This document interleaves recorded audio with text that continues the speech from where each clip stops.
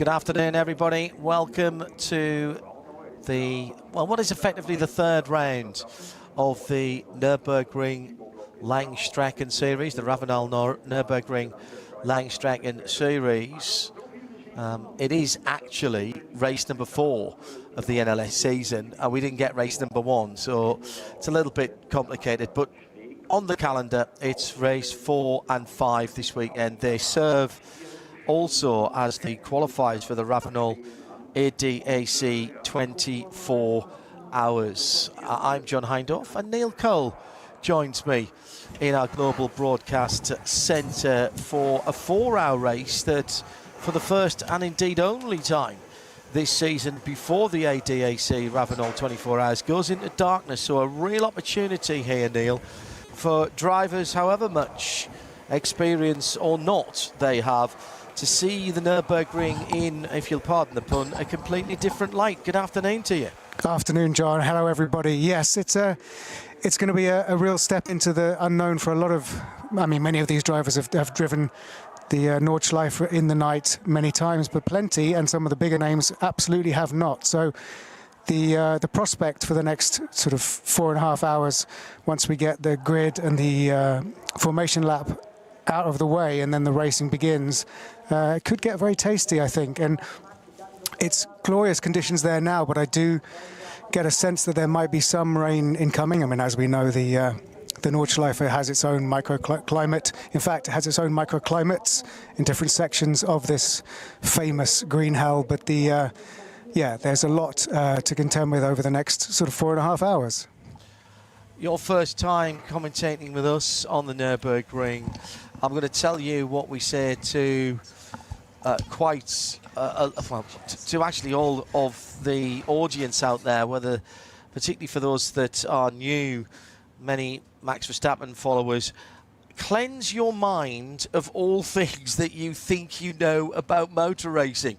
A minute, 2 minutes, 5 minutes of a lead here isn't even half a lap. We've got lap times that are somewhere between 9 and 10 minutes at the front of the field if you get a full lap. We never see a safety car, even if there's barrier repairs going on. This is something entirely different from anything else. You've been at Le Mans, you've seen Le Mans, that's 8.5 miles. This is pretty much twice that. It's nearly 3 times the amount of cars. There'll be fewer cars for the 24 hours this year. The start grids, which used to be 220 when I first started talking about this back in 2007, was the first time we came here with Aston Martin, actually. Primarily so that their team at Le Mans could hear what was happening. Those were the days when Le Mans test and Le Mans didn't happen on consecutive weekends, and we had this crazy idea to broadcast at least some of the Nürburgring 24 hours back to the team that were at Le Mans for a quote-unquote free weekend. And it's carried on since then. 220 then, it went down to 170 for the longest time. They cut out some of the smaller engine cars. And most recently, it has been cut again to 150 cars. Not quite got that here, but we're pretty close to it. So cleanse your mind, Neil. You and I have talked together on very, very short laps in terms of things like Race of Champions. When you look at the track map, what does that make you think when you see the track map for the Nürburgring and for the Nordschleife? Well, it's more, for me, from my background, it's more like a rally stage than, if you think of it like that, because it's not like Le Mans, it's not like La Sarthe, because it's not a public road for some of it and a track for other parts of it. Obviously, this format of the Nürburgring Nordschleife does use some of the traditional Grand Prix circuit as well, so that is more complicated. It's like when you're on a long drive in the countryside and you suddenly hit a kind of conurbation and you think, oh, this looks like a nice little town, and then you go back into the forests. And so, but the thing about it is it's got such undulation and all the different sections. So you look at a map of it, and the map of it that I have always looked at, and that you'll sometimes see it on the on the bumper of a car in front of you, and you go, oh, that person knows the Nordschleife. The actual map doesn't do the scale justice. No. It's enormous. It's absolutely enormous. For those of you coming to us for the first time on the world feed, either on RS1, part of the Radio Show Limited network of channels, what a busy weekend we're having, by the way. Fantastic four of endurance racing. World Endurance Championship just qualified at Imola. We've got NLS now. We've got the streets of Long Beach and a 100-minute race to come. And also at Spa with the 12 hours, the Michelin 12 hours as well, all going on this weekend. Very little overlap, thank goodness for that. When you look at this and when you think about what's going on here, you really have to recalibrate, as I mentioned, just the length, and they will do a full sighting lap, a full formation lap. There'll be 3 different groups of cars that will go off, roughly speaking 45, 50 in each class. There's a little bit of wiggle room for the organisers, depending on if you've got a faster car that's a bit out of place. The likelihood is they'll move them through a grid. Some penalties that we've got to talk about. By the way, we've had a busy day at the Nürburgring Nordschleife today. With practice this morning, then an absolutely stunning German Historic Endurance Championship with a couple of beautiful Porsche 911 RSR IMSAs at the front. Oliver Boyka and Michael Hughes won that with Andre Kunkel, Michael Funke and Heiko Hammelin finished second in a similar car. Ralf Schall drove the whole race in his lovely Mercedes-Benz 190 Evo 2. And there's some HWA Evos here that are going to be running here in SPX as well, looking a bit like that. So we're waiting for the formalities. The grid is being cleared. There will be a national anthem. I'll tell you quickly about the grid penalties. The biggest one is for the 999 Porsche Cayman GT4 Club Sport, where their driver Koshahov drove far too fast under double yellow flags and again at a code 60. He has had his permit revoked and he's been disqualified from the weekend. He'll have to do his permit again, so the team has withdrawn from the weekend. The 155 BMW, Gresek and Runafaf, exceeding code 60. He got 2 DMSB penalty points and a 45-second stop-and-go penalty. And at the front of the field, the number 3, Max Verstappen, Lucas R. Mercedes, qualified in 6th. Max did, I think, some of the qualifying. And they will start in 9th because there was quite a serious collision between Lucas R. and the number 941 Cayman GT4 Club Sport Type 982. And they therefore will take that penalty on the start. Grid being cleared.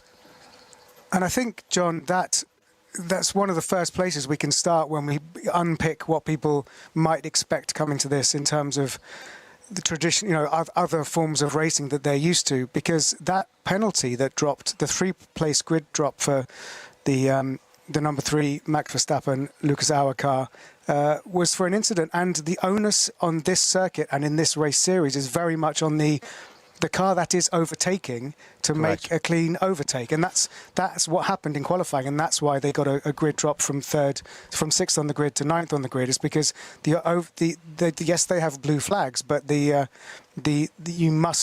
onus is on the overtaking car, the approaching car, to get through cleanly. It's not like other forms of endurance racing. The other classes don't have to just get out of the way and clear the apex for you to breeze past, and that's a very clear example of the consequences of not playing by the very specific NLS rules. Well, and that, you make a very good point there, Neil, as the cars are rolling off for the start of the formation lap. It's the short... no, actually, now this is in direct contradiction to what Peter Kate and I were told last week. And Peter Kate's racing here this weekend. We'll keep you up to date with where he was. It's his 24 hours race at the Nürburgring this year. His book, Racing Hell, deals with some of his racing on this circuit and other things that he's done as well. It was made, or was suggested at least to me, that we'd be using the sprint version of the Grand Prix circuit, but quite clearly as they've rolled off the grid, they are using the full run all the way down to the bottom of the hill, where we'll have the drifting competition, or drifting display should I say, when we get to the main race in May. So they're going all the way down to the bottom of the hill. As you might imagine, there is a big crowd here in the grandstands out in the forest, impossible to count of course.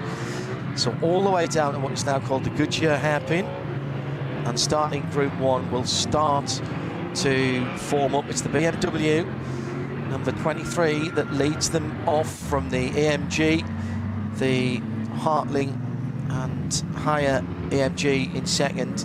Another BMW in third. It's David Pittard KCMG car. Then the Porsche, Nico Mullicar, Mauro Engel, Fabi Schiller in the AMG, Max Verstappen and Lucas Starr still listed in 7th on the starting grid. They'll drop back, 6th rather, they'll drop back to 9th. Then the Bortolotti machine, then the Audi of Christopher Haase, Alex Sims, Jamie Green, Lamborghini in 9th, 10th, another Porsche, the 1, 2, 3. Christian Kronos and Nicky Thiem in the Aston Martin in 11th position. Thomas Preining, Matt Campbell among the drivers in the 12th place Porsche. 13th, another Porsche. 14th, another Porsche, the number 5 car. Frank Stippler is in the 65 Ford in 15th position. That's the Ford Mustang. 62 years for the Mustang, and they've just broken another record. That's 2 Ford records recently. BMW with Jordan Pepper, von der Linde and Max Hesse. And so the big names go as they run through. In 20th position, 10th row of the grid, we've got the McLaren and then the BMW with Charles Wirtz in it as well, I noticed there. Ifeye, Anders Fjordbach in a BMW. Neil Verhagen in the BMW in 24th. Felipe Fernando Laser in 25th position. And just an absolute cornucopia of talent. The front car's running to a GT3, it's called SPX here. Jake Hill with Kyle Tilley running in this race as well. Jake will be off. Actually, Jake was at Spa earlier on today to do some of the Spa 12-hour race. So all of the sharp end of the field are what are called SP9s, should I say? I think it's an SPX. SP9s. I got too excited about the SPX cars, one of which is a BMW M3 Touring. Now, Touring meaning estate car, but it is built to GT3 specifications, although clearly it's not GT3 homologated. So that underneath is the running gear, and quite a lot of the BMW M4 GT3 started just over a year ago as an April Fool's joke. And I talked to Andreas Russ, the head of BMW M Motorsport, earlier this week at Imola, and he said there were so many people that said we have to make it that we decided we'd have a look at it, and the BMW engineering team went to town on that, and it's a beautiful piece of engineering. Yeah, gorgeous. Yeah, the SPXs are extraordinary. You've got the HW8 Evo R, which is the Mercedes-Benz DTM tribute, the KTM Crossbow, and you know, just to have them in the mix with some of the best GT3, or as we have to call them, SP9 field. SP9s, it's just so good to watch because it mixes up the heritage with the very sharp end of GT racing. Well, you and Arjuna tomorrow have got the excitement of the top qualifying, which is a wee bit of practice for something we see in May. And Andreas Rees was saying to me, look, we might not be able to win the race because of the balance of performance on the SPX car, but we're going to try our best to get into top qualifying on Sunday, i.e. tomorrow, Wow. and see if we can set pole position. SPX car has taken pole position before. The Glickenhaus did it some time ago, and indeed the trophy for the ADAC Ravenel 24 hours pole is the Glickenhaus trophy. And of course, away, Neil, from all of those exotic cars at the front of the field, there are older BMWs. We've got the Dacia back out again. It's a big fan favourite. It is by no means the quickest car out there. There's always some raised eyebrows about that. Pretty much every form of Porsche and BMW, GT3, GT4, TCR cars out there. There's some Toyota GRs out there as well. Not quite as much as the young timer that we'll see as the support race in May, but everybody out there, and this I think we can all relate to, Neil, loving motorsport as we do, everybody out there is racing for something. Yeah. Just a quick bit of breaking news that the car number 36, the Z4 GT3, is in the pits. So looking like it might not start, or at least make the start. Currently, that's qualified in 54th place. BMW. This is the E89 Z4 all the way back to 2013. That's back out there. Ran in NLS 3 last weekend to homologate some tyres. It didn't end well. They had a suspension breakage just going down to Sabine Schmidt's curve on the entrance to the Nürburgring Nordschleife, and I really hope that car gets out and does some laps.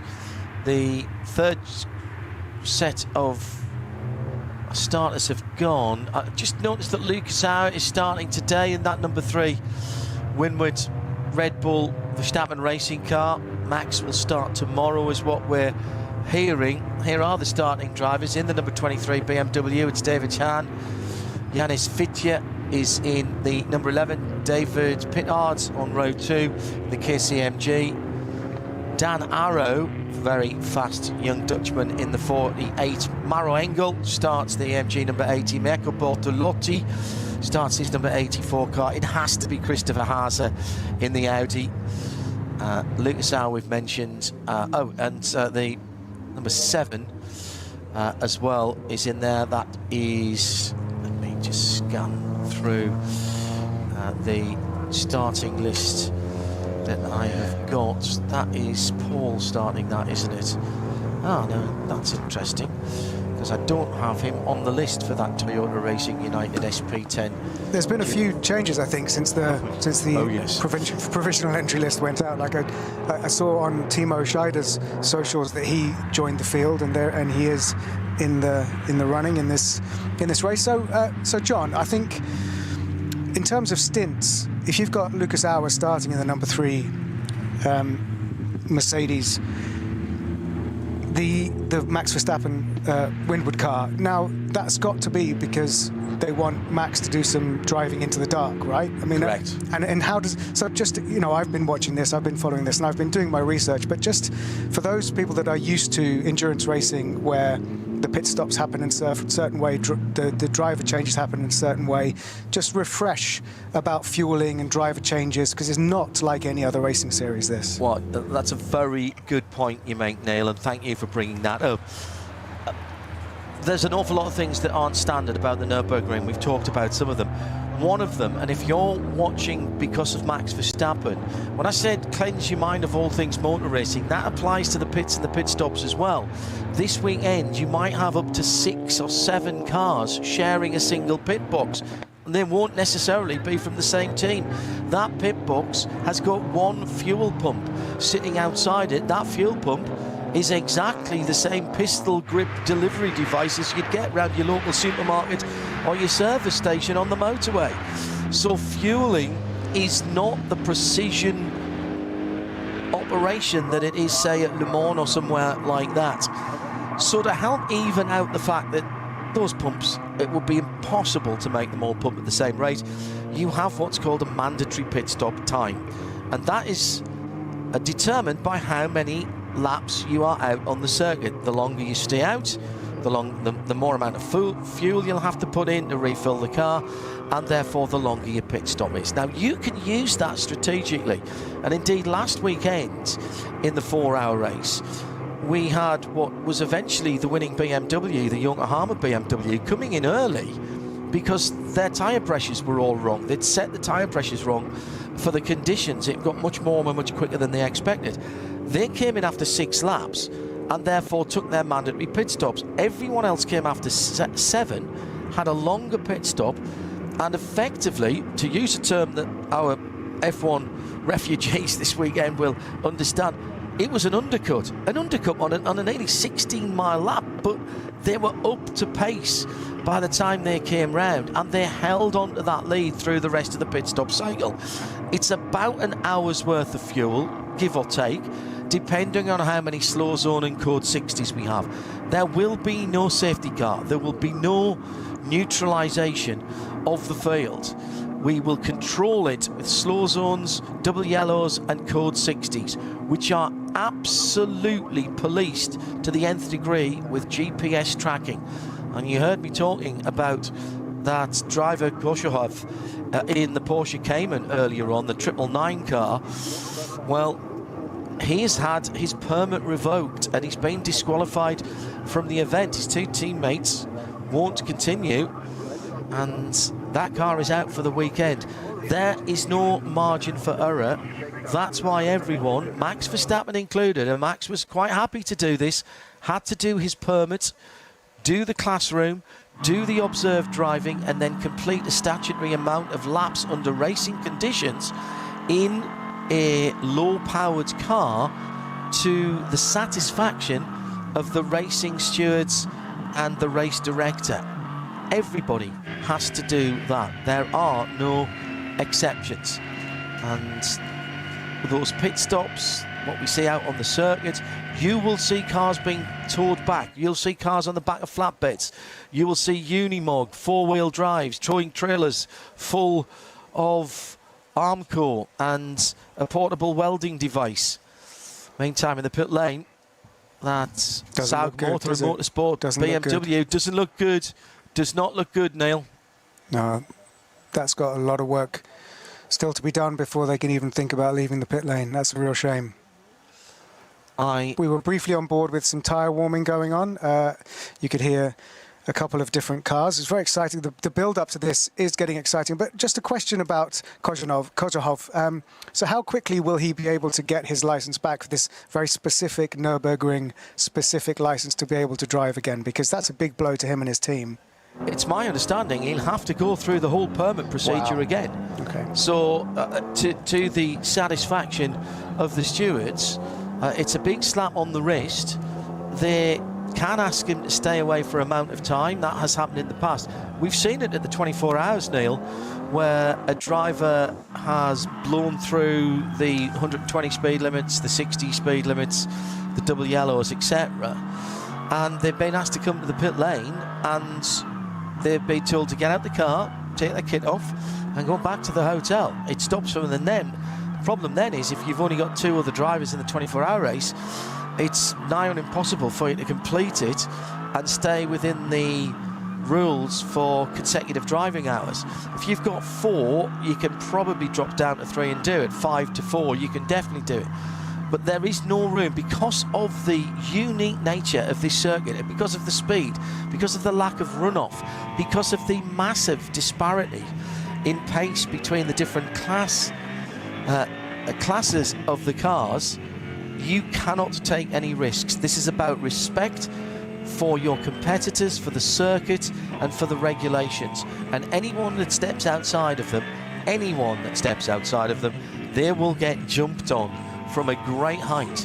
Yeah. And I agree with that. I have to say, I've driven a lot of laps around here on corporate days, on manufacturing days, not raced here yet. I do say yet. But I completely understand why that has to be the case.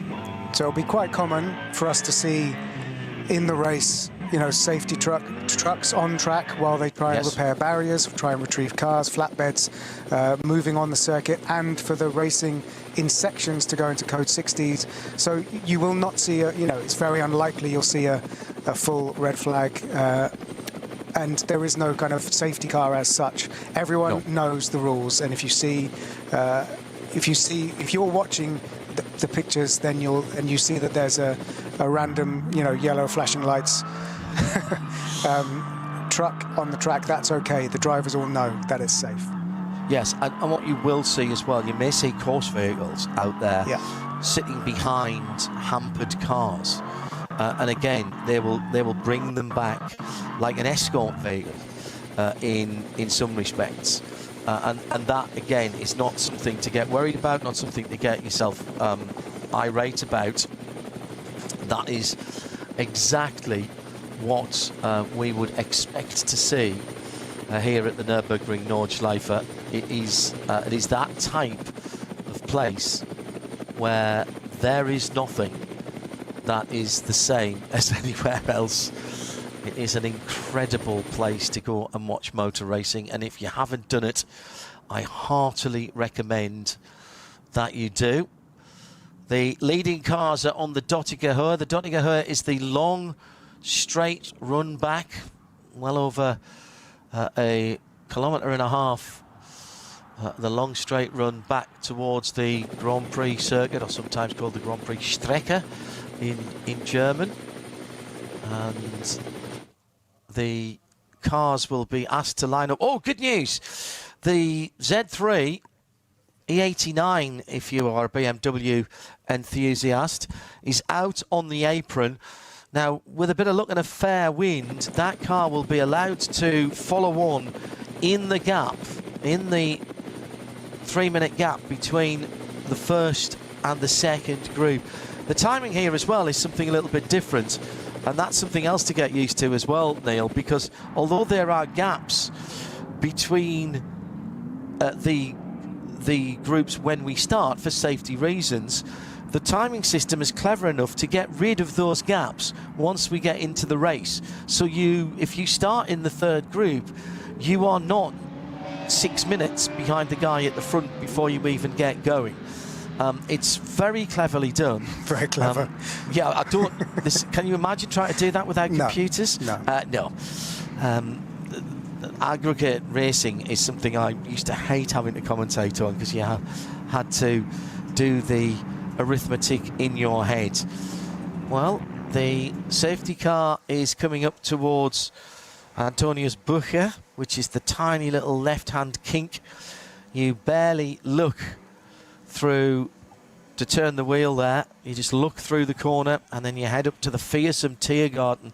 So many places on this track that are scary. I mentioned Ford having broken 2 records. The Ford Mark IV with a 6 minutes 15, fastest ever American manufactured car around. Fred Vervisch did that a couple of weeks ago. I had him on Midweek Motorsport, and he said there's more to come from that car. And then the GTD car went out and did a 6 minutes 40. Now, bear in mind, the outright lap record on the Nordschleife alone still stands to Stefan Beloff in a Porsche Le Mans car of its time, and that was 6 minutes 11. Incredible to think that those cars were running around there back in the day. Just a quick update on that number 36 car that we saw on the apron of the pit lane. It's being allowed to do a short lap of the Grand Prix track as a kind of shakedown to make sure it's able to join the race. Yes, you are allowed to do that as you come out the pits. If you have a problem, you can cut back straight into the pits. Obviously, that lap then doesn't count. Nürburgring, NLS. It is the 4th round of the year. It's the first of 2 4-hour races for the ADAC Ravenol 24-hour qualifiers. The start line has been moved further down since most of you have been watching. It's much closer to the first corner. The lights are red, they go to green, and it's the BMW and the AMG that get underway straight away. Very clean break, 1, 2, 3 across the track. A little bit further back now into the braking area, but they're not going hard right here. It's still right, but then straight into the left-handed Haug hook on the BMW, on the Mercedes-Benz arena. there are some trucks, etc., in the part of the circuit that we normally use. So this is the full Grand Prix loop that we use in the Nürburgring Nordschleife. So the lap times can't be compared with the previous NLS races. So there will be a tad longer than what we saw and what Max was doing earlier on. Pretty clean break at the front of the field. And the starting drivers beginning to settle in. David Hahn from pole position, Janis Fitge and David Pittard in the number 47 EMG with Dan Arrow right in behind them. They were the top four as they go down the hill quite steeply here through the left and right-hander. Then they're climbing back up the other side. After that hairpin through the quick Schumacher S's, and then they'll plunge back down on the Grand Prix circuit. Still good opportunity to get heat in whichever tyre manufacturer's tyres you are using.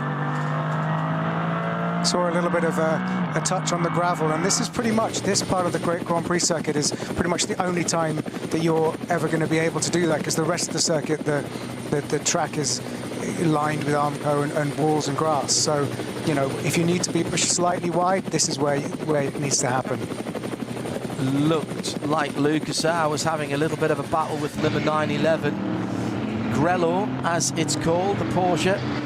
That's Thomas Preining, the quick Austrian Porsche driver who's in there. The BMW Touring going through right in the middle of that GT pack, the SPX car, then the Kasia yellow and white, what looks like an old 1990s Mercedes. Well, the centre part kind of is, the rest of it is bespoke. There's a twin-turbo V6 they're claiming somewhere around about 520 horsepower, they being HWA.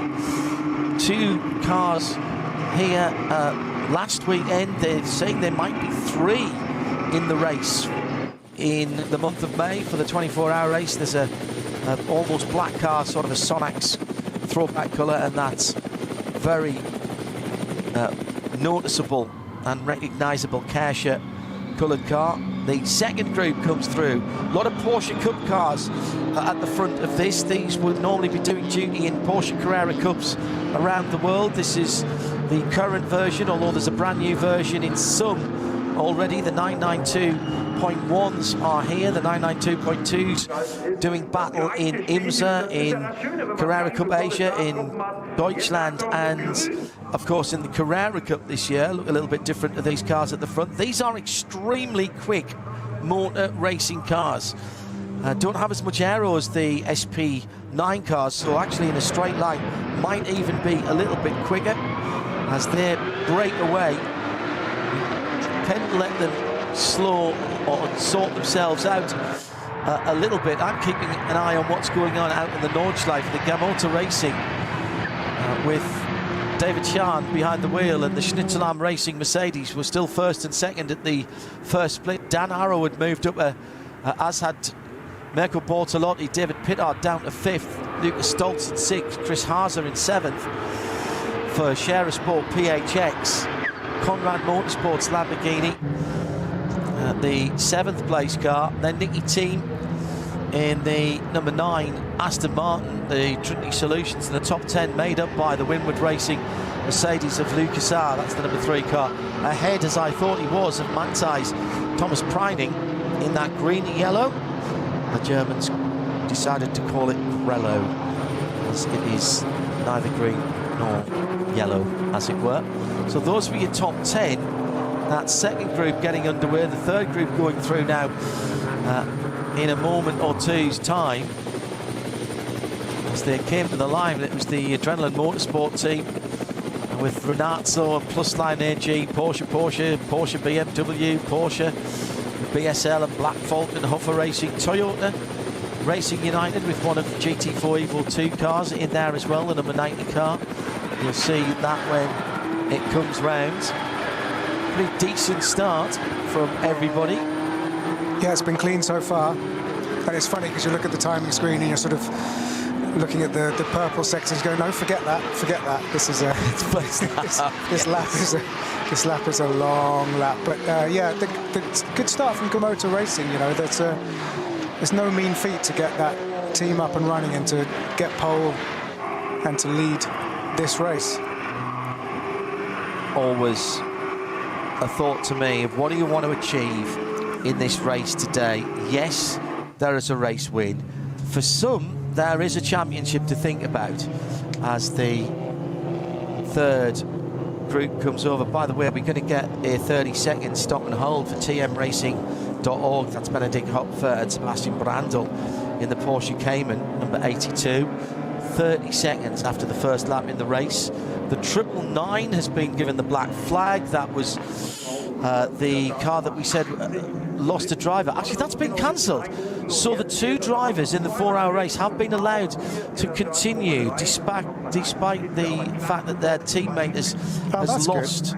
Yeah, I think that's fair because they weren't involved in that.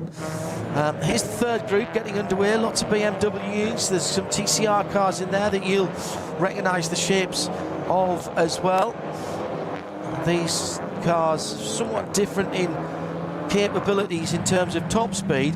Still very exciting to drive around the Nürburgring Nordschleife. The red Audi RS3 Saloon that you'll see, that's a family-run car, and that is, until it got a set of stickers on it recently, certainly last year in the Nürburgring 24 hours, it looked like a bog standard car. We've got a Cayman GT4 off coming down, I want to call that the old Ford curve.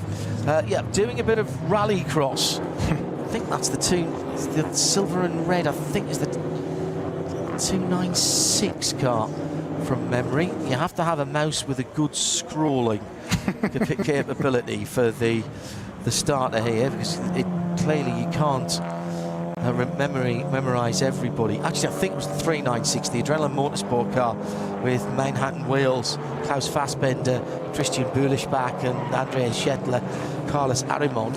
That's 3 Germans and a Spaniard in that car. I'll tell you in a moment. We'll get some details from race control. They are very good at passing the most important parts of the information through to us.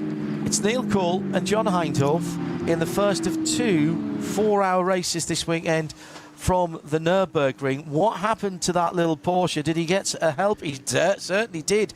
That was playing snooker with BMWs, and it wasn't potting the black, it was potting the silver, red and black, which was that Adrenaline Motorsport car. Adrenaline Motorsport, Neil, you'll hear that name a lot.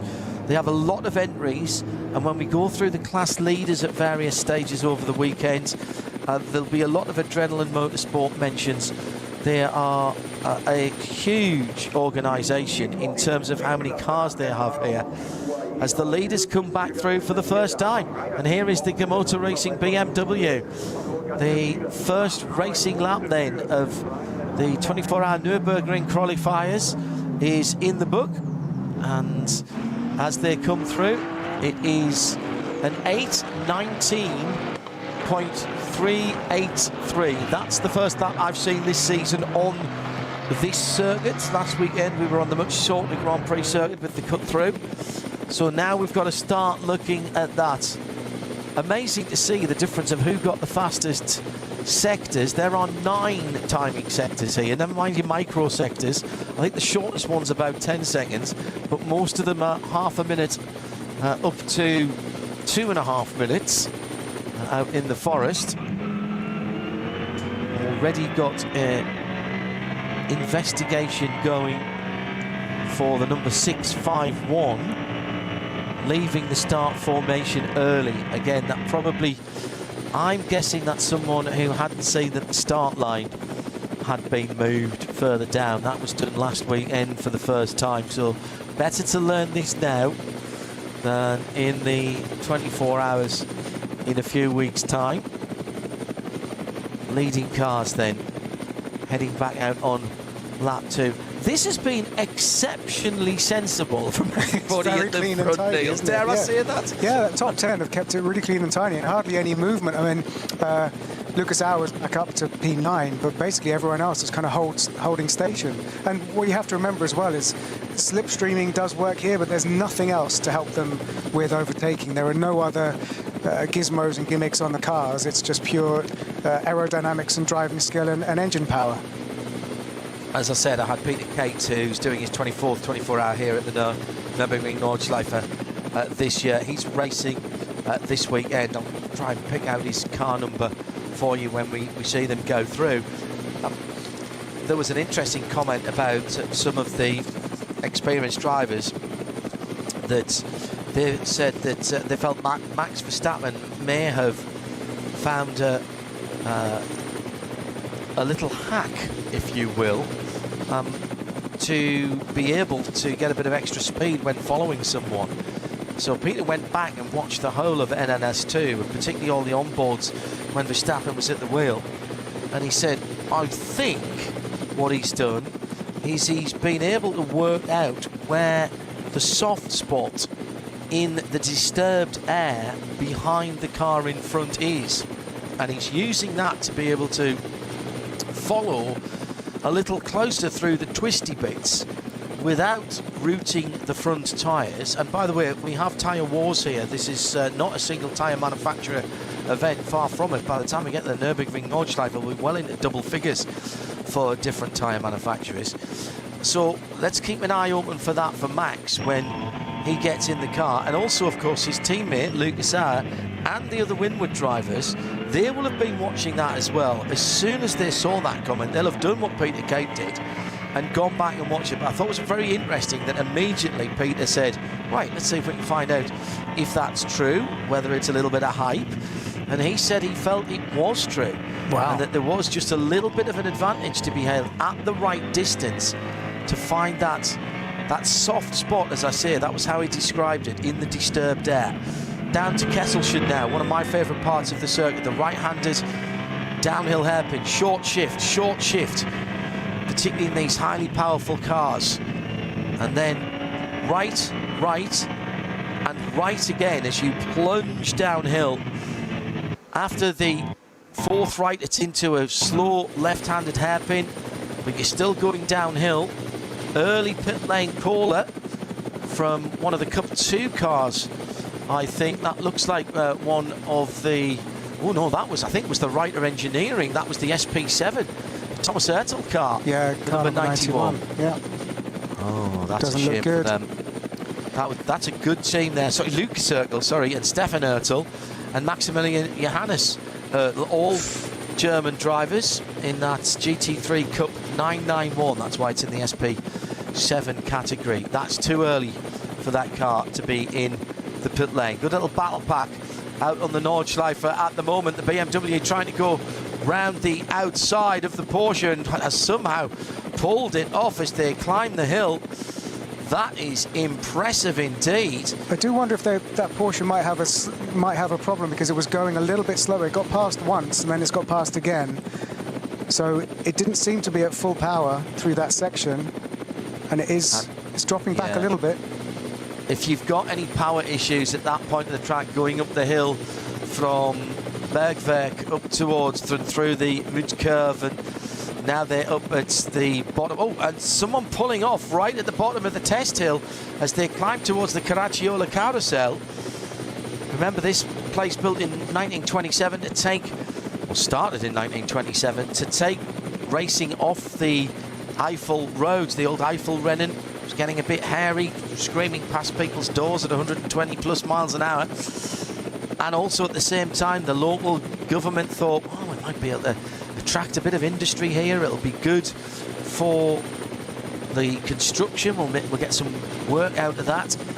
And part of it there, the Steyerstrecke, was to build that very steep test hill in the old days. If you go back, it's fascinating to go back into the 20s and 30s and see how road tests were conducted, and being able to climb a hill without the engine stalling was something that was highly prized. An engine that was torquey and that had the ability to be driven without shifting through the gears. Gearboxes weren't as they were now, and certainly didn't have semi-automatics. You actually had pre-selectors, which was sort of the precursor to that. So that's how this place came into being. It's used extensively by major manufacturers. You'd never get it built now, Neil. No. It just couldn't happen. Not allowed. No, absolutely not. I'm just, my spies are telling me that the number 69 McLaren has had a right rear tyre failure. That's the Ben-Dur McLaren. So presumably that's having to make its either crawl its way back to get a fresh set of boots on.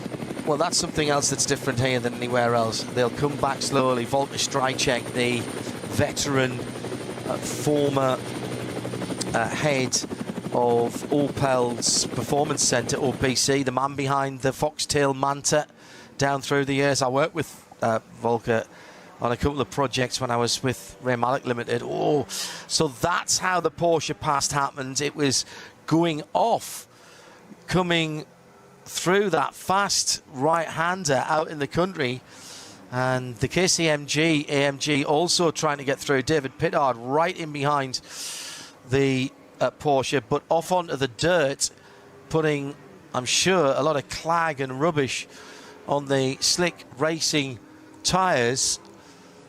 So that is how it all happened. That's Dan Arrow in the Lush Motorsport number 48 car that was going backwards a wee bit there. The teal blue, big strike on the ground coming up to Tiergarten, right in front of Lucas Auer. That would be Maro Engel in the sister car, the Winwood Racing car. The teal blue, almost Miami blue, Leighton House blue Lamborghini is the Conrad Racing car, just going across the line now and heading down towards the first corner again. This is the track that they will be using at the 24 hours, taking this shortcut. In the other Nürburgring LLS races, they go a bit tight around there, but then they cut off round about where the battles are going through now, rather than diving down the hill. Lamborghini absolutely flying at the moment. Which of the Lamborghinis? That's the Red Bull Abt car. That's Mirko Bortolotti going down the hill with a lot of pace. And I can tell you that Jens Klingmann is in 12th overall in the BMW M3 Touring 24H. The fast wagon is in the top dozen, is leading SPX, and an 8:25.9 on its last lap around. So they'll be delighted with that. The BMW M team boss, or should I say BMW M Motorsport boss, Andreas Roos, is, I am absolutely certain, watching and listening from the WRT team hospitality at Pit Inn at Imola, where he is for the WEC tomorrow. We'll have coverage for that of that for you on RS1, live and free and exclusive. Join us for that tomorrow. And also the second race here. This is quality stuff. Can I just remind everybody, and you, Neil, it's a 4-hour race. This is a 4-hour race, not a 4-lap race. And this around here, carving past the traffic, this battle that's going on for ostensibly 4th place is like a sprint race. It's just, you know, having to go a little bit wider over the curbs than he'd like to get around that car from the different class is while still trying to hunt down the car in front is exactly what we want to see, with only sort of 29 minutes gone on this race so far. But 2.5 laps. I mean, basically, you're into traffic. If you're in the front group, you're into traffic by the middle part of your second lap, because that's the third group's starting lap. They've literally just started. So if you're in the third group, unless you're right at the front of the third group, you never get any peace at all. Jimmy Broadbent's just lost a position to the number 95.992, and that is the lead for the second starting group. Jimmy Broadbent, outstanding personality, loves his motor racing, converted from online racing to the real world.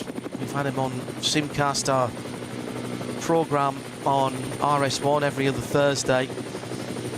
A very accomplished real-world racing driver, one among many who've used the many driving simulations around here. Well, Gran Turismo was basically made its name with the Nürburgring Nordschleife, and probably did quite a lot, to be honest, to make the Nürburgring famous around the world.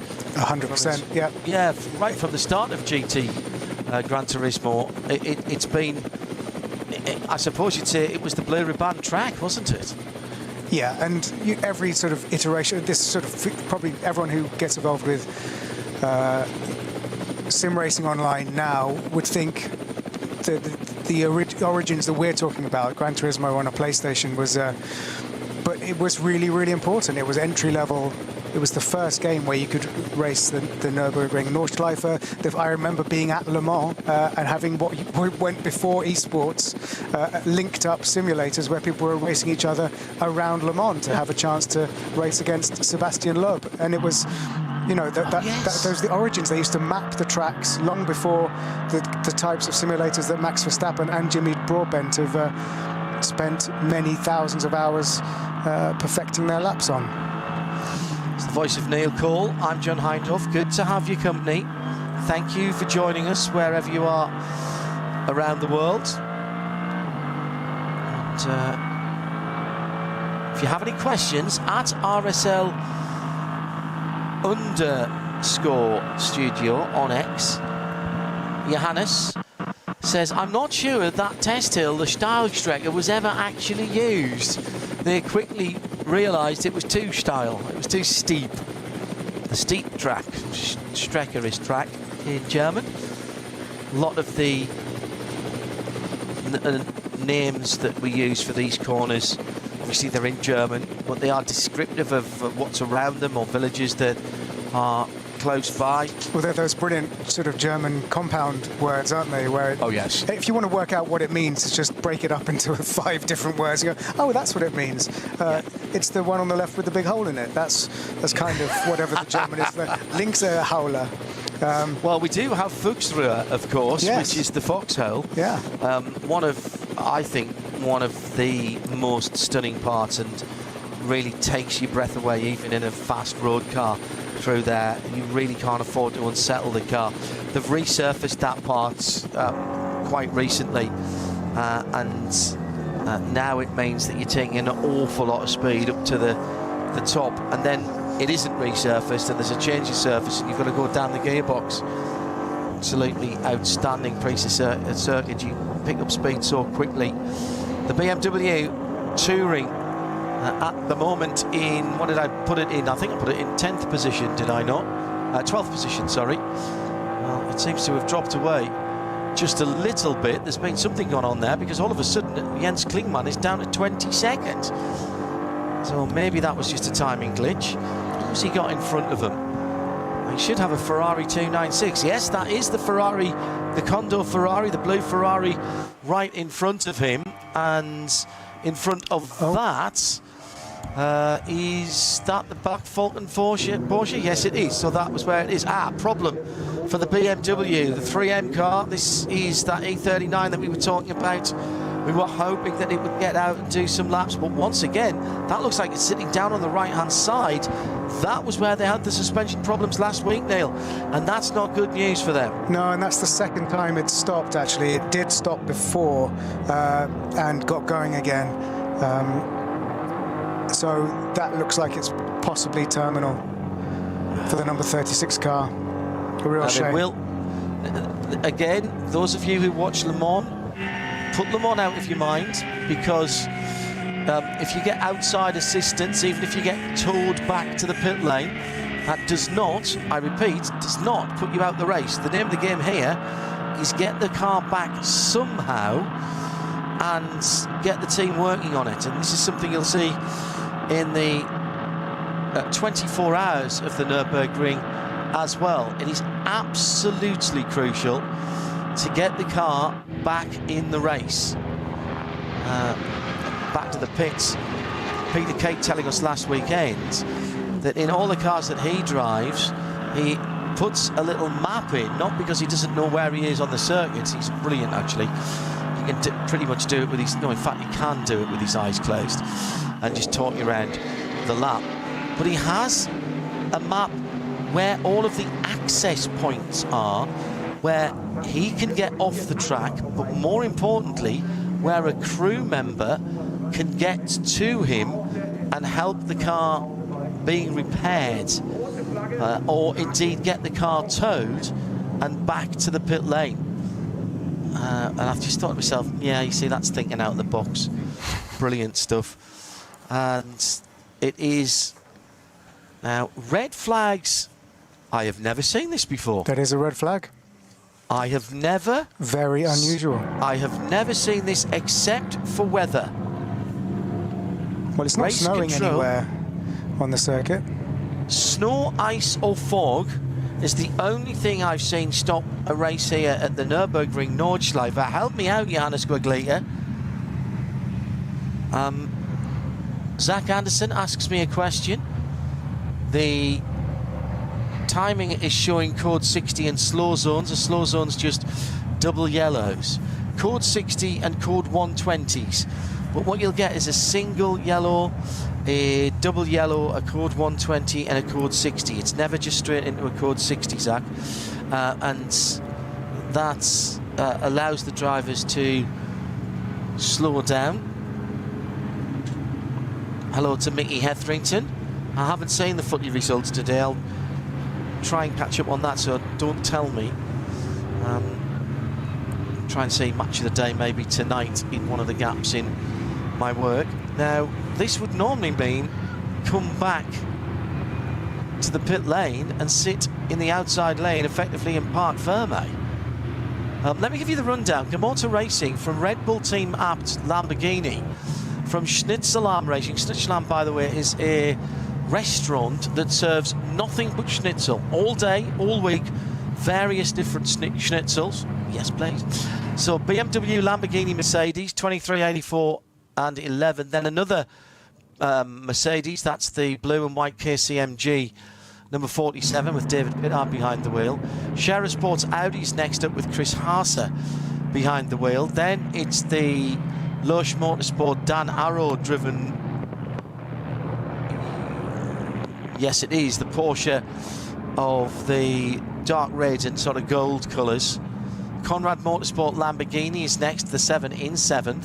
Then the two Winward Racing cars, Engel ahead of Auer, that's 80 ahead of 3. And the top 10 made up by Thomas Preining. Now, this is going to be a bit difficult because some of the cars have already come into the pits behind the leading 17 cars. Max Hesse was the first car to go, the last car rather, to go across the line before the red flag came out. Frederick Vervisch in the HRT Ford Racing number 67 saw it in time to come into the pit lane. I cannot believe this is for that BMW at the first corner. I just wonder if we have got an issue. That BMW number 36 was parked at the entrance of the Mercedes Arena. I don't think that would bring out a red. I wonder if we've got something more fundamental with timing or race control or communication out on the Nürburgring Nordschleife. That leading group of 17 cars will take the shortcut back in to the pit lane. Hello to Jesse Young, who's listening. So this red flag, Go ahead, Neil. Sorry. That's good. Sorry, this red flag sort of robbed us of what was developing into a lovely battle between Lucas Auer and Engel. The two Mercedes AMGs were battling, and it was looking very much like an overtake was only a few corners away. So exactly. Hopefully that fight will resume when this red flag is cleared. The clock will continue to run, by the way. So, again, anybody who's looking to get laps for their permit for the Nürburgring Nordschleife, this is not good news. Oh dear, somebody's just gone through the start line there as well. Now, that was the KKM Racing Audi in SP9. The number 27 car, I think, went through. Yes, it was. And that car may well get a penalty there. I say that, I might be wrong. Maybe it wasn't that car. And they're actually drawing up onto the aprons of their garages as well, rather than sitting in a formation for a restart. This doesn't look like we're going to go ahead again anytime soon, which is a concern. Putting the cars up onto the trolleys isn't unusual because there's not enough pit lane space to have everybody pointing straight down the pit lane, so they'll put them in at a 45-degree angle. We're not hearing anything at the moment from race control about what this red flag is about. Ambulance sighted on the Nordschleife entry. Okay, let's wait to find out from that. David Edwards Racing says, when we come to the 24 hour, there'll be other SP9 cars. When will those cars qualify? Qualifying weekend is a bit of a misnomer. I was going to ask you this, John, because even I don't really understand. Well, it's fine because there's a very complicated system of who gets into the shootout, who's already qualified for that, who will qualify for that, how many places there are up for grabs for the variety of shootouts that we've got. We've actually extended the shootout into three parts this year. Effectively, the NLS is a season-long series, of which, bizarrely, the ADAC Ravenel 24 Hours is not a part. But the early races do form a part of getting an entry to the 24 Hours. Then you have to apply, and a bit like Le Mans, you are invited. If you haven't already done enough in the NLS, you are invited to come and take part in the race, which is why we'll see a lot more SP9 cars, particularly from the factory teams, through in May. So although this is called a qualifying race, or two qualifying races, really what it is giving people the opportunity to qualify for their permits and also to qualify for the pole shootout part directly, and any positions that are left we then work out on Thursday in a more traditional looking and sounding qualifying, and we'll be at the track for that as well, of course, bringing that to you. As I fear, I think this is something a little more different, a little more sinister than just that BMW. Take the opportunity to do a little more of the naming. We thank you, Johannes. Sorry, right turn lover, for this. Hocheichen. The high oaks, well, there were a lot of big oak trees there. They had to be cut down for the track to build. Klostertal, that's German for monastery valley. There was once a monastery in that valley. Flugplatz, just at the end of the Hatzenbach. Not because the cars get airborne there. That's a common misconception. It's because back in the 1930s, this was the place to come and be seen. It was like going to a big horse racing meeting or a big tennis tournament. This was part of the season for the German IT set, as it wouldn't have been called in the 1930s. And the well-to-do flew down to the Nürburgring and to the Eifel Mountains, and there was a grass strip at the top of the hill just to drivers left there as they come across, so hence that was the corner closest to it. Flugplatz means airport in German. That's why Flugplatz is Flugplatz, and so on. If you go online, there is a fabulous track map and lots of resource for the naming of the curbs. Looks like a number of cars involved. I'm not going to speculate about that. We've had no update on the official ticker so far, and that is what we try to go on. What I'm going to very quickly do is whiz back through the race race control message board and see if there was any yellows that came out just before well, there was an issue at Bergwerk and a code 60, and at Flansgarden and Kesselchen. They're well round the track. If it was just on the early part of the Nürburgring Nordschleife, Bergwerk coming just after the Lauda links, the Niki Lauda left-hand corner, made infamous by Niki Lauda's fiery accident when Formula One used to race on there. So perhaps something has happened out on that part of the circuit. But for now, we don't have that information. I'll wait to see what our German colleagues can tell us out there.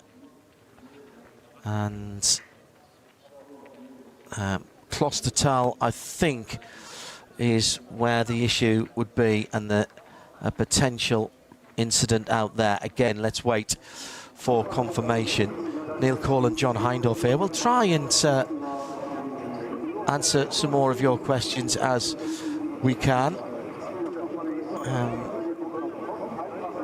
Quite a lot of cars at Klostertal off before the Caracciolo carousel on the GPS Auge, just on the lead up to that Steilstrecke. Again, the resources are there to have a look. It looks like the Dacia Logan came upon that at some stage, but that is a latecomer to that ball, I'm afraid.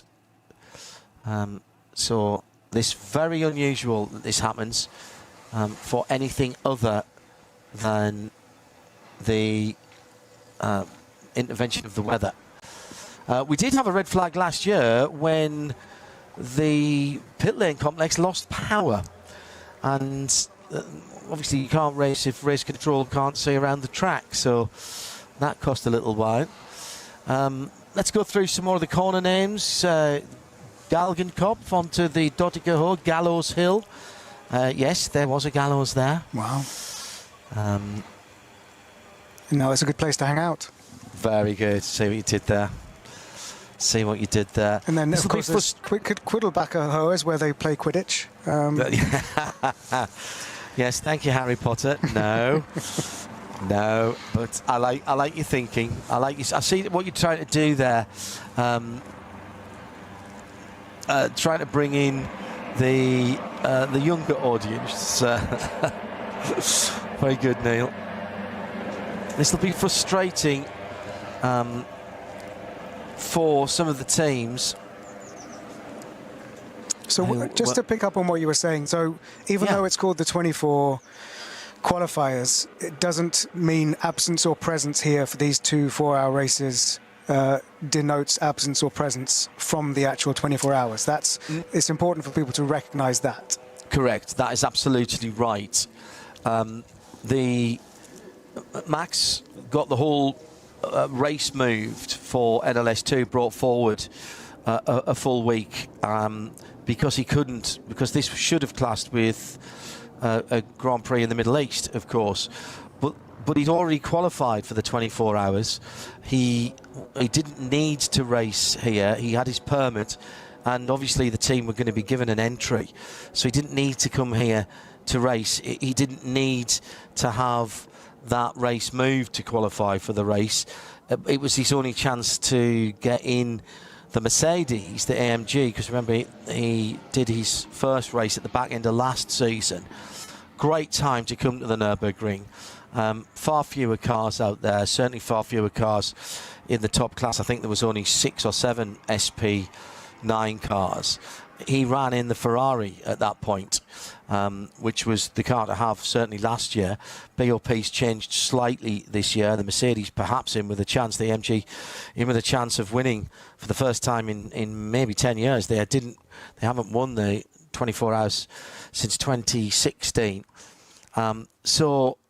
Yes, being here, not being here, it's more opportunity to prepare for the Nürburgring Nordschleife, and we are running on the version of the Grand Prix track that will be used in the longest race of the season here on the Nordschleife. So it's good practice opportunity, basically, is what we're saying. No Dacia back in the pits. I do think the Dacia is part of this incident at the bottom of the run-up to the Caracciolo carousel. Fluid down as well. And the number 992 Porsche Onboard Stream has been snapped by a few people. That's the Manthey SP Pro car. And that car has yet, in fact, actually that car hasn't come through Sector 7 yet, which is that part of the circuit. And we wait news of an official version of cars involved.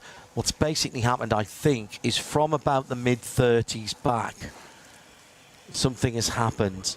The mid-30s on the timing and scoring chain. Something has happened.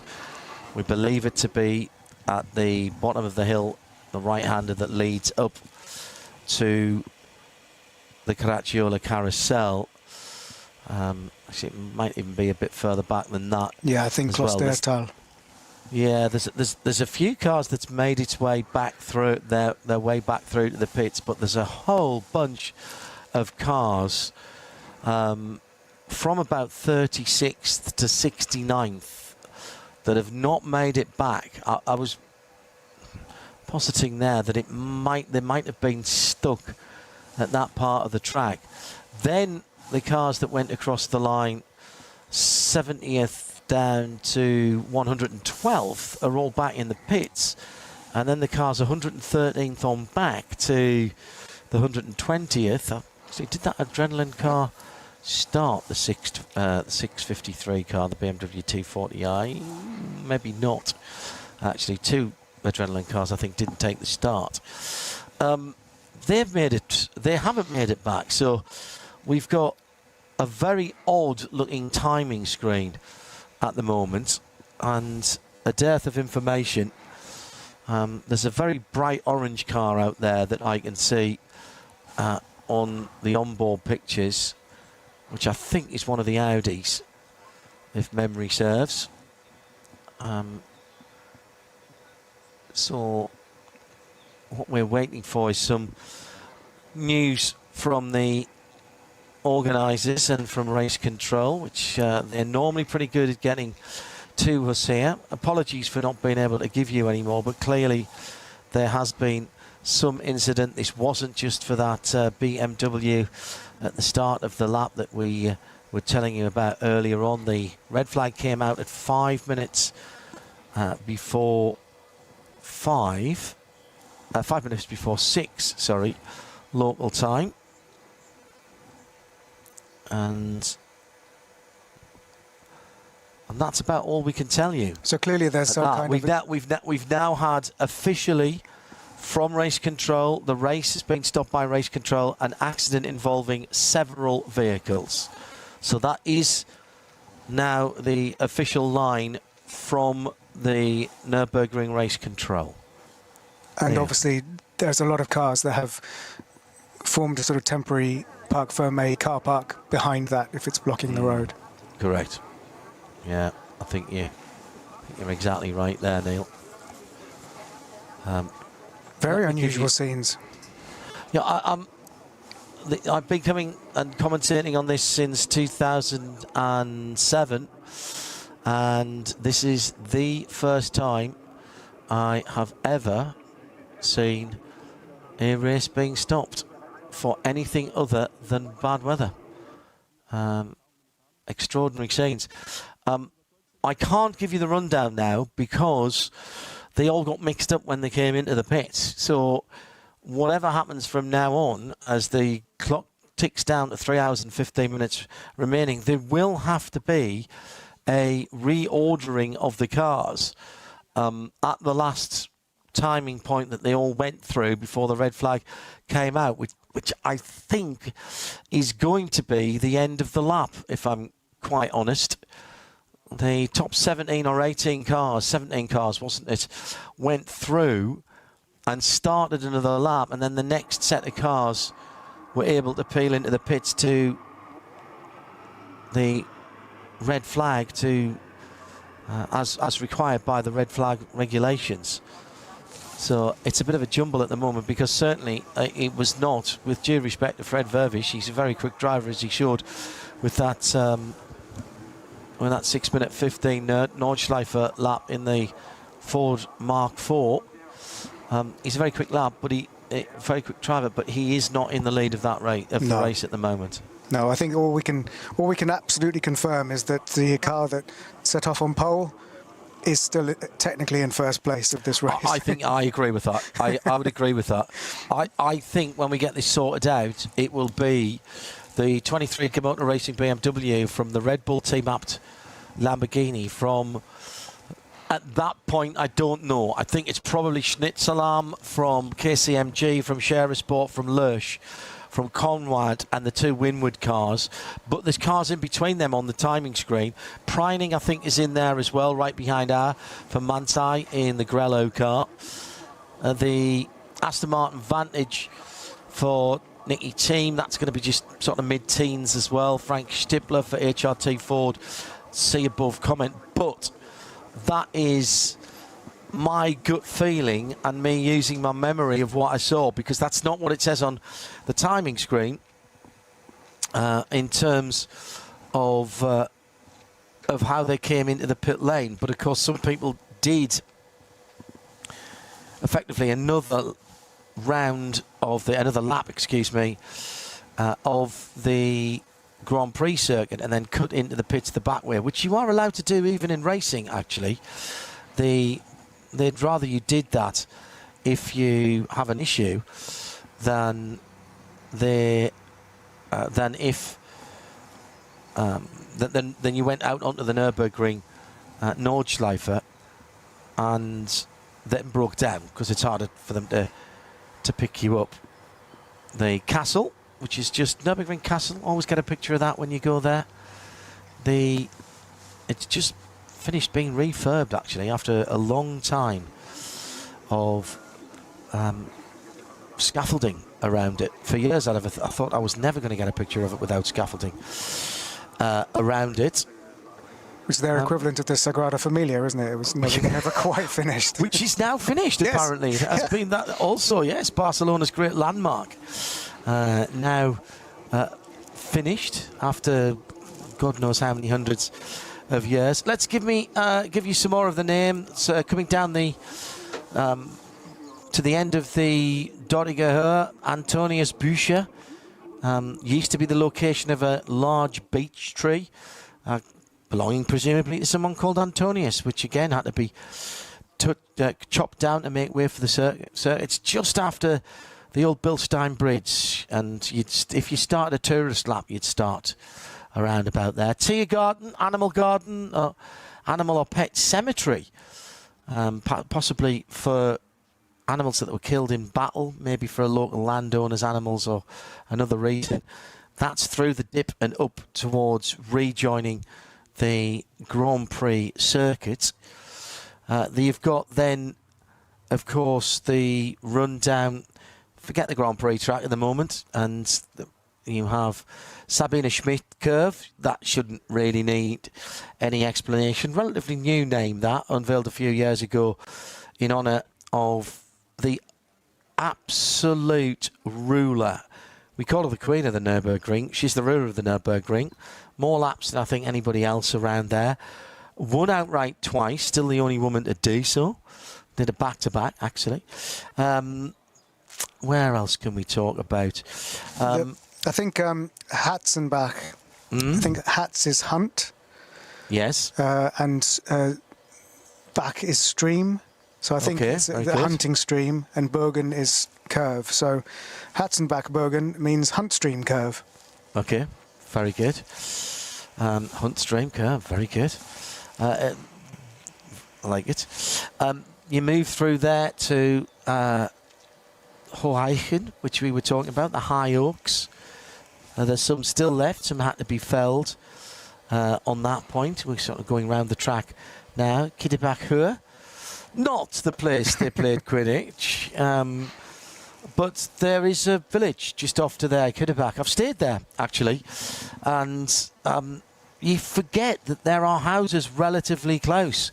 And we'd park the car up, and you'd be able to see the lights if you were coming off during the night and getting a few hours kip, you'd see the cars running up the hill. And it's just after Hoaiken, the double right-hander after the jump, fearsome in the dark, particularly Flugplatz we talk about, that's the airfield. Nothing to do with the jump. I'm not sure we still use Cottonbourne really, but that is a little village. It's rarely used, that one, but some people still call it Cottonbourne. Schweidenkreuz, the Swedish cross. There's a large stone cross monument behind the Armcorps on driver's right there, allegedly placed there in 1638 in honour of the old mayor and tax collector for Adenau. Adenau, one of the villages that is within the Nürburgring Nordschleife, believed to have been killed by the Swedish army. That is super, super fast. You just get unbalanced over the top of there. Used to be a change of surface there now, but that fortunately has changed. But that's big commitment through there. Then you run in very quickly to Arenberg. That's at the top of the foxhole. Again, there used to be a surface change there, but that is the Aram Hill, where the Arenberg Castle sits, and there's a town just there as well. You turn right there under the bridge and dive into the foxhole, which we were talking about. The legend goes that a frightened fox hid there in a drain pipe during the construction, and building work in the late 1920s was interrupted before they could get the fox out of there. Sometimes called the foxhole as well. It's all the way down through. You pick up speed mentally quickly now. Adenau Forest is quite simply Adenau Forest. That again is quick here. The Koenigsegg crashed there, of course, trying to set a last lap record. And it's a pretty slow corner now, actually. Metzgerfeld, 1 and 2. A feld is a field, so that's Metzgersfeld. Probably the name of a previous landowner. Down to Callanhard, I mentioned that the other day. This one's a bit harder, really. Hart could be a hill. It was pretty barren and lacked any vegetation. Cold hill. Callan Hill, Cold Hill, maybe. As you drop down through that. Then you get down to the Spiegel curve. That is because you would often clip your mirrors down there, but that doesn't get used that much very often now.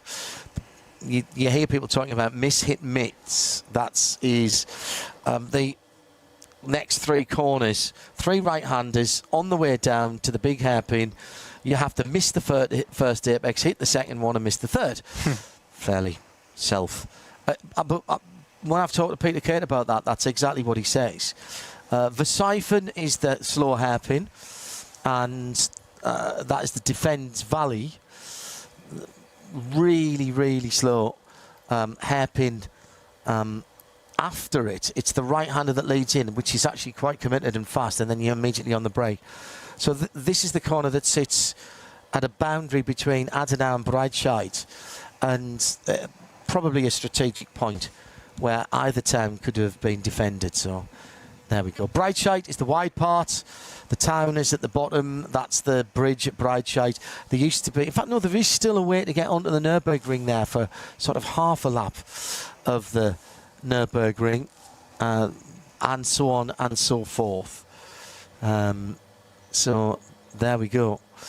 I could go on, and we'll save some of them. If you are just joining us and wondering why there's nothing going around and the clock's still ticking down, 3 hours and 5 minutes to go, Neil Cole and John Hindhoff in the Global Broadcast Centre, waiting for things to resume. But a multi-car incident just before the Caracciola Carousel at Callanhard.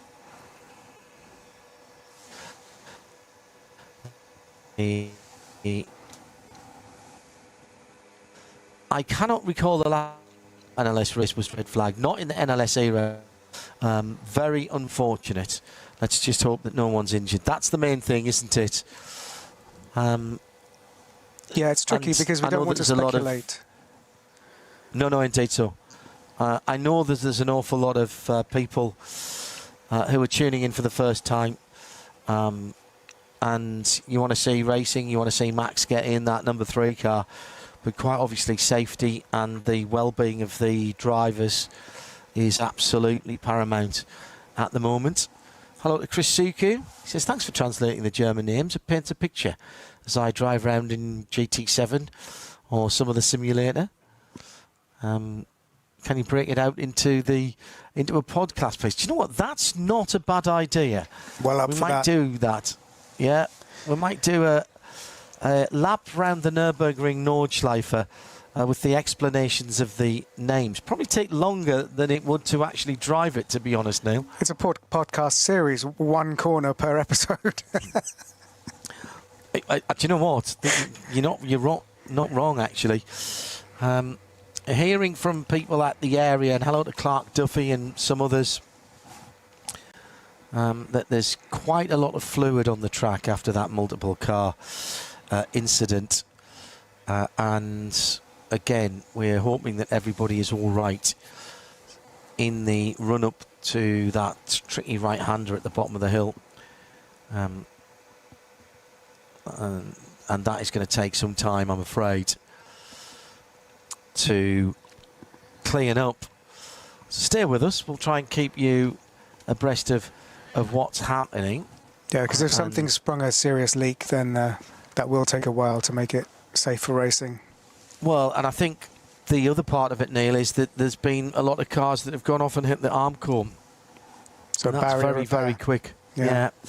So we left you at the bridge at Breitscheid, the Broad Point. Shall we carry on? We might as well, I think, carry on round the track. Next up, Exmüller. That is Watermill. And guess what? There was a local mill that was powered by water from one of the many streams that run alongside the Nürburgring Nordschleife. Now, originally, the start and finish of the track was meant to be at Exmüller.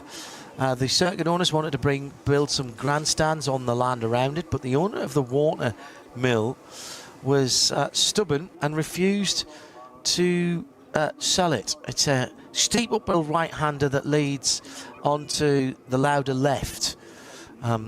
Still, nobody really knows why Niki Lauda had that incident there in 1976. It's not an official corner name, but that little left king just before Bergwerk. Many people, even the drivers, call that the Lauda Links. Links being left in German, by the way. Bergwerk is the next one. Bergwerk, such an important corner on the track, because you come through that and you are climbing uphill almost all the way to where the accidents happened, actually, which is quite a long way. Mountain factory, Bergwerk. Berg is mountain, Werk is a factory or a plant of some description. Apparently there used to be a lead and silver mine close to the mine there. I look that corner, you have to be so patient to take a really late apex on that. You start to climb up, there's a series of left-handers, one of which is Kesselchen, which means little valley. Hills either side of that one. It's quite dangerous there, and that is the last of the left-handers, and it slightly tightens, and you cannot afford to get your right-hand wheels on the track.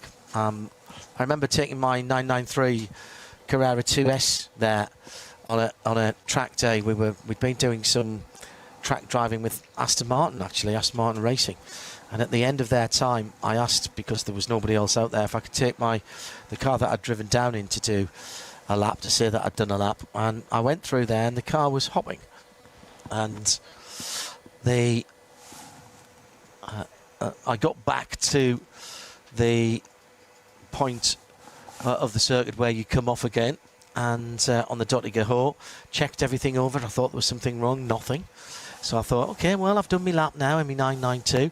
And spookily enough, a few weeks later, I was working with Sabine Schmitz on the Top Gear Live programme. No way. Yeah, her, myself and Tiffany Dell were doing the motorsport side of things, while the three big stars were doing the other side of things in a different arena. We did one at Birmingham at the National Exhibition Centre. We did one down at the Docklands arenas as well. And I thought to myself, well, there's no better person, is there, to ask than Sabina. So one night after we'd had dinner, we were sitting having a glass of wine in the hotel. I said, by the way, can I pick your brains about the Nürburgring Nordschleife? Yes, of course, she said. Lovely lady, much missed. Yeah. Klaus Abelin was with her as well. They were a couple in those days. He doesn't race in the big races anymore. He's still doing some of the classic stuff. And I told her this story about how I'd gone through Klostertal, and the car was sitting down pretty well, and then all of a sudden it didn't slide, it hopped. And I said, I think, maybe the person before me or the person before me has done something with the suspension. Have they lowered it down too low? And she said to me, that sounds odd. What speed were you doing? I said, about maybe 130, 135. And she went kilometres an hour. I said, no, miles an hour. And she burst out into that big, absolutely trademark Sabine Schmidt smile and went, oh, they all do it at that speed. Okay, thanks very much, Sabina. Love it. Let's not do that again. So that's Klostertal, the Monastery Valley. We talked about that. Oh, how we miss Sabina. Then you head up to Moutkurve. It's called Moutkurve is courage. Mout is courage. And if you ever get to drive it, even in a road car, but certainly at any kind of speed, it's almost flat out, this left-hander. Maybe flat out in some front-wheel drive cars, some of the lower-powered cars, but you're doing it as quick as you can. You cannot hit the curb there on the left-hand side because the curb is quite high. I remember Ivan Muller having an almighty crash there in a World Touring Car race, which I think was held over 3 laps before we had the ADAC 24 hours a few years ago. I was helping out Martin Haven doing the commentary for that, and we had the helicopter shot, and Ivan was trying to overtake someone. They went through side by side there, and he just put his wheel on the curb, and that was it. Huge pinball effect down there at that left-hander. That then runs to Strijlsdecke, the steep track. Just what you were saying there gives you a sense of the scale of this circuit, that when the World Touring cars do it, they do 3 laps. We've had 25 minutes of racing so far. Let's remind everybody what's been happening. We got ourselves set up. We'll pick up at the Strijlsdecke for our drive around the track and the names. We got off on time in what were pretty decent conditions for the weather. And at the start, a little feisty, but in a nice way. People, I think, looking forward to tomorrow and keeping the car in one piece as well. It was the BMW from pole position. David Pittard's down in 6th, trying to make a bit of a move in the lighter blue car. And everybody filed through. The BMW of the pole sitters managed to hold on, but then all the Porsche classes going through in the second category. And as we said, it was all pretty good. Lucas Saar lost a position or two. Remember, they'd been docked 3 positions after accidents at the first corner in the qualifying session. So they started 9th in the number 3 Winward Mercedes-Benz. Bit of a problem for Dan Arrow. He went off, got dirty tyres on the Porsche. Actually, no, that was for the Kiefer machine. And that's the Black Fulton car. KCMG David Pittard tried to get round him. He couldn't get through, but there was momentum lost, and we were having a really nice build-up. Pittard went to the right-hand side. Is there room? Is there not? Yes, there was. Racing room asked for and given. Everybody playing nicely at that point.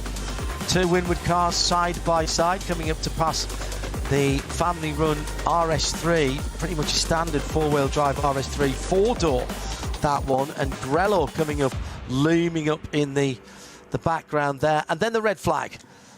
For a wee while, we didn't know what had happened, but there's been, as we now know, multiple vehicle accident just on the Stylestrecker there, heading up the hill towards the Caracciolo carousel. That's how it stands at the moment. The Caracciolo carousel is where we got to, actually. Now, it's dead easy. Rudolf Caracciolo was the man who sort of combined circuit racing and rallying. I've always said that the Nürburgring is a bit more like rallying, and you might mention it earlier on.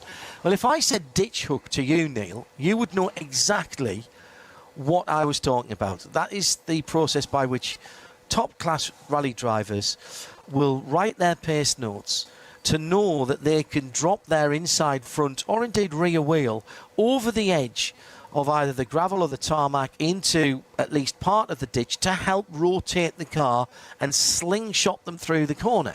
Well, when the Nürburgring was first opened, you drove up on the top, the flat tarmac up on the outside, and some record-breaking events still do. In fact, Fred Vervisch did in the Ford Mark IV when he did the 615 a couple of weeks ago.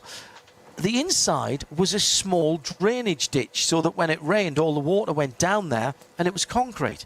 And by 1931, trying to find a bit of lap time, the legendary Rudolf Caracciolo put two wheels down into that area. Not all the way down, but he realised that he could take the corner much faster because it was kind of like positive camber.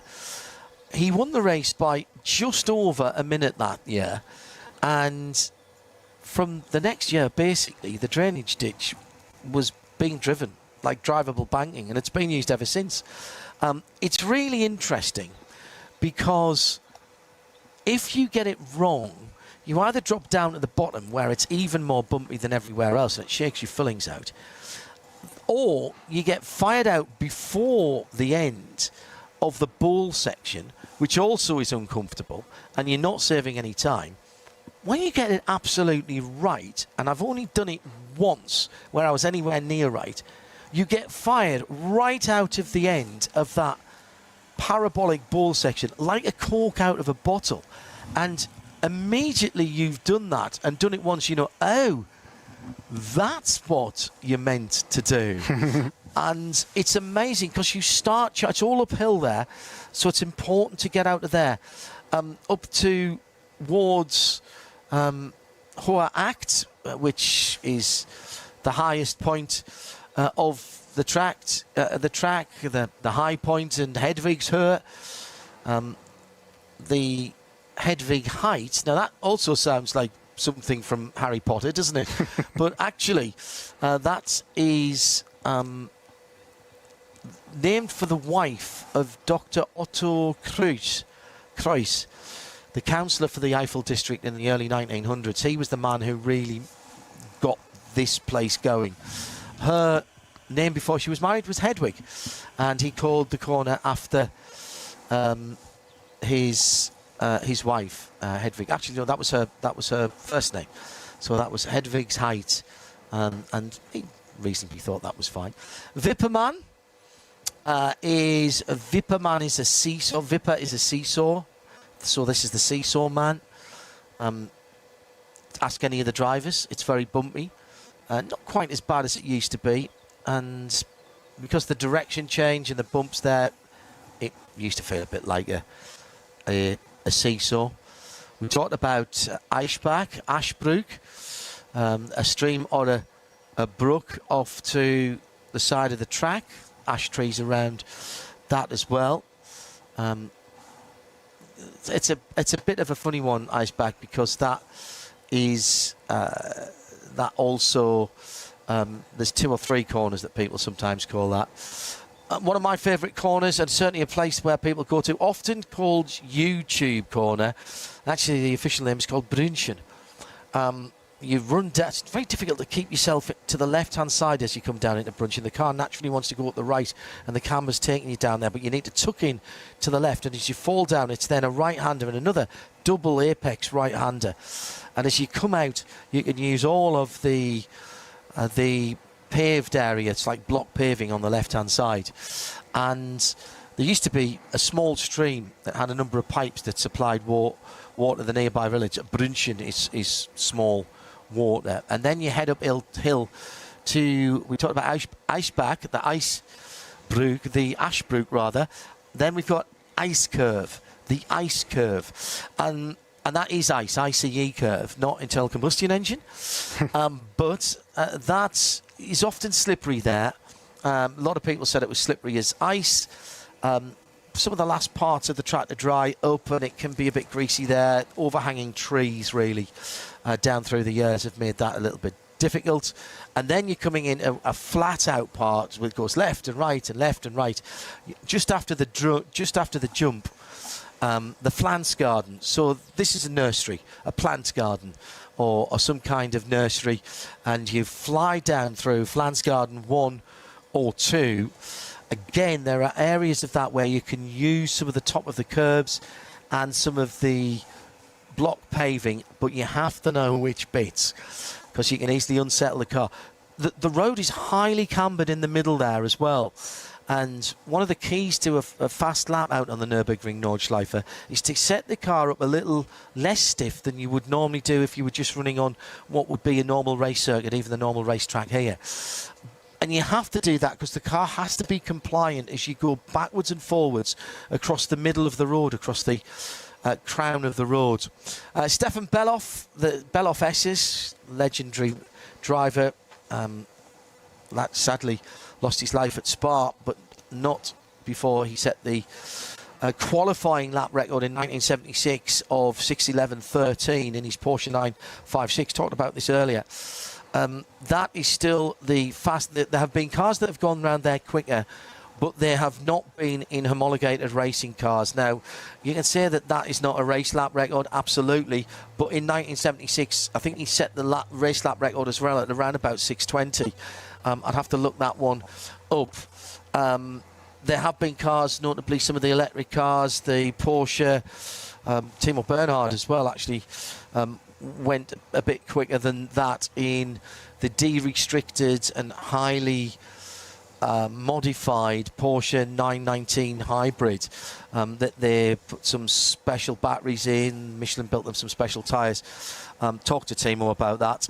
He said there was more to come, but Stefan Walliser, who was the Porsche Motorsport director at the time, says, Timo, we've beaten Stefan's time.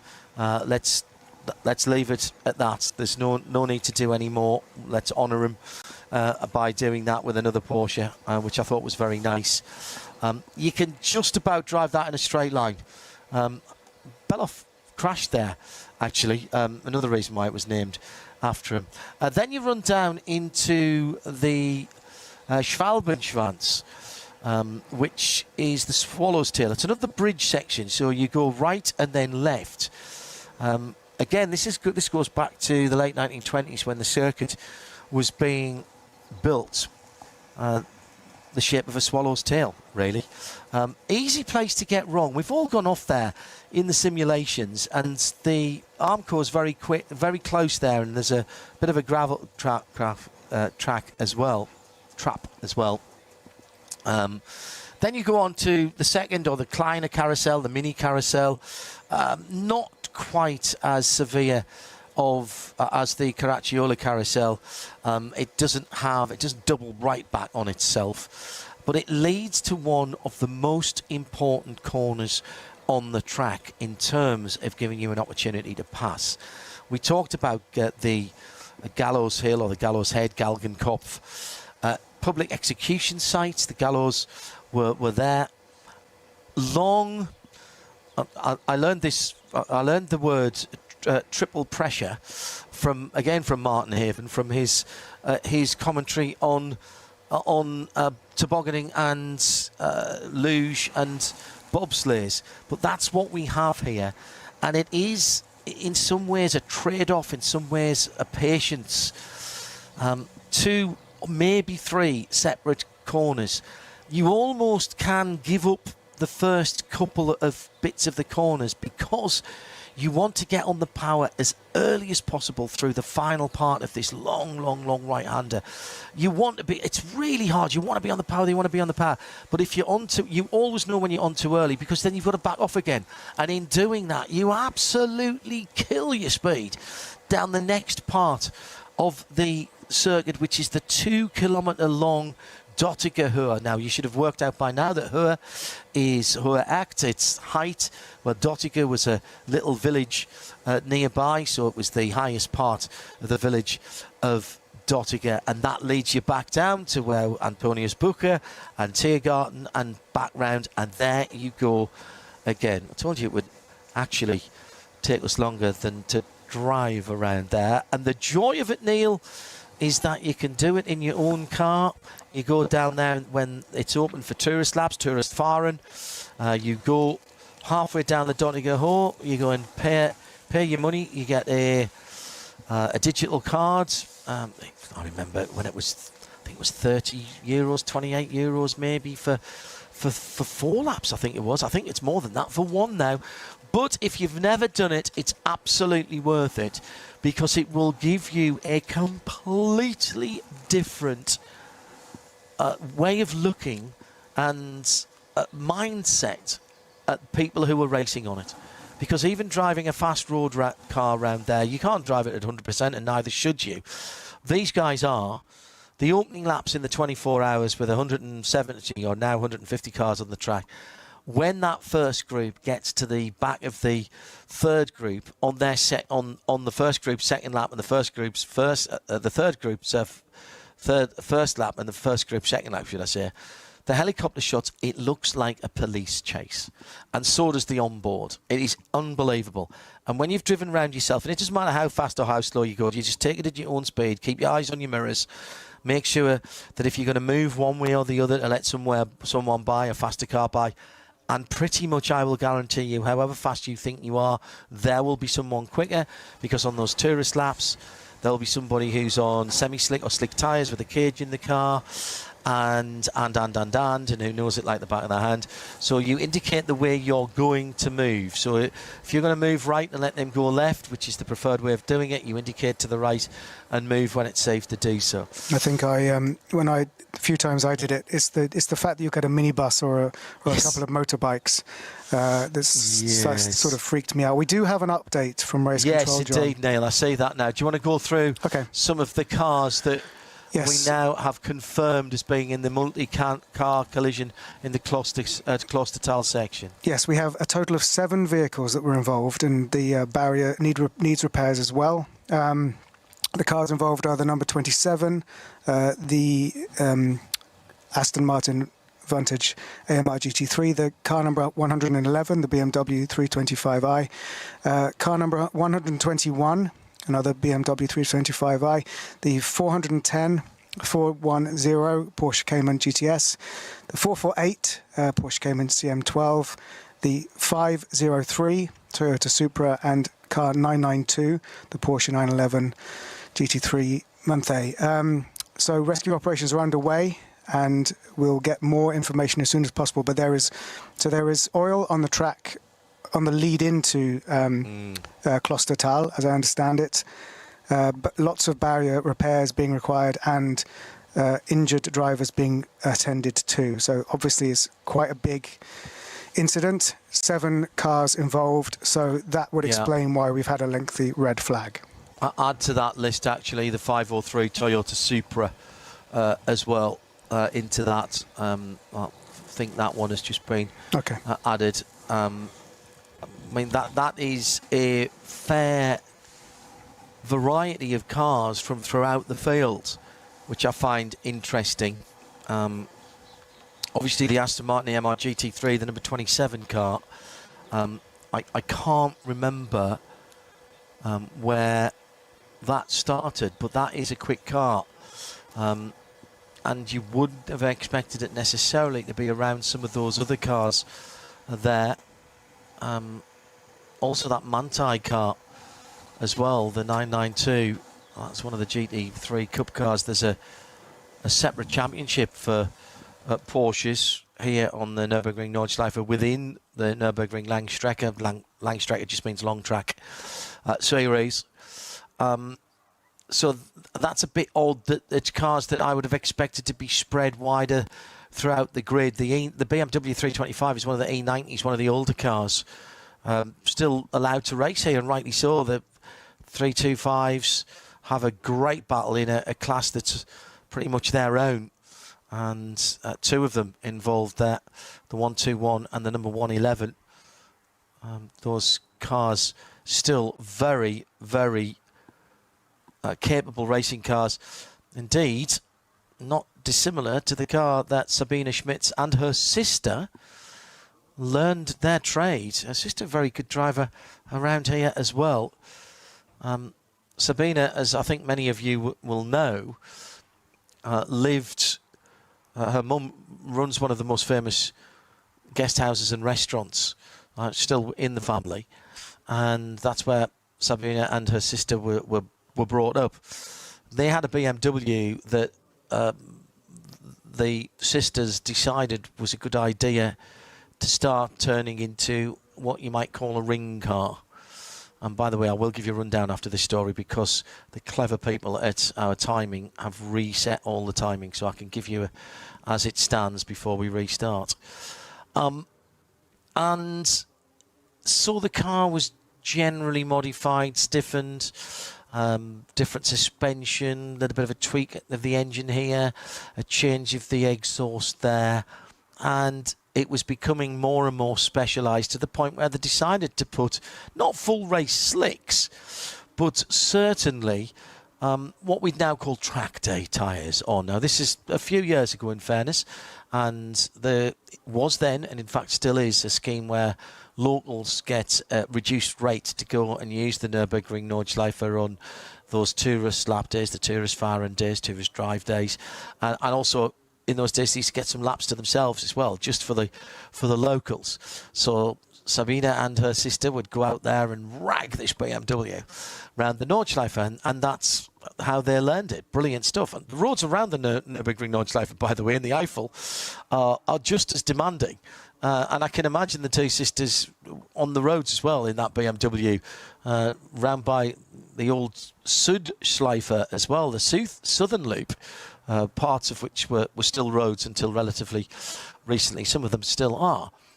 And the story that Sabine told me was that her mum was going to a hairdresser's appointment and had got to the hairdresser's, and it was very wet that day, as can be the situation in the Eifel Mountains. And in the early days of mobile phones, because of Sabine's mum running the guest house and the restaurant, she had one, and Sabine was back at base, as it were, and gets a phone call, and her mum says, "I think there's something wrong with the car. It was very odd when I drove it to the hairdressers this morning." And Sabine said, "You took the BMW to the hairdressers?" Of course, it was running on semi-slick track day tyres. And she said, "Yeah, I managed to get it here just about, but it was really handling very oddly."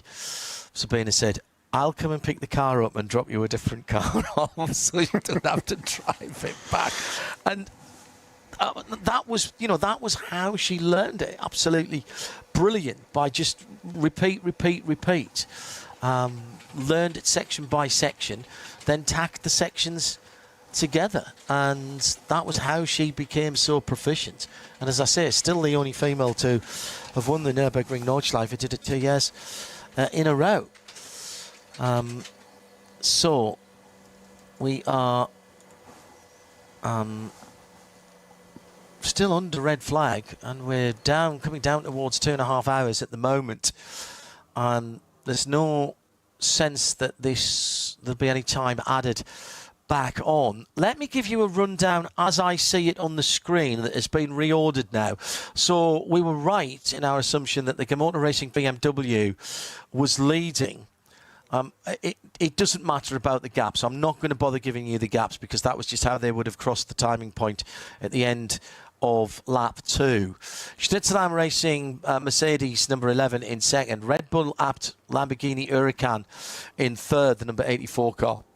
Then the white and blue KCMG AMG in fourth. That was the 47 car. Share Sport Audi in fifth, the 16 car. The Arrow, the Dan Arrow driven 48 Losh Motorsport. Porsche.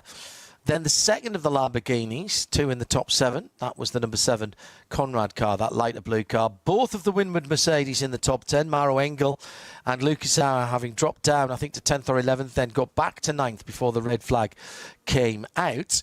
Thomas Preining making up the top 10 in the number 911 for Manthey Racing, the Grello car. The Trinity Solutions Aston Martin Vantage with Nicky Team, the number 34 and 11th. Frank Stippler for HRT Ford Racing with the best of the Ford Mustang GT3s, and that's the 65 car in 12th position.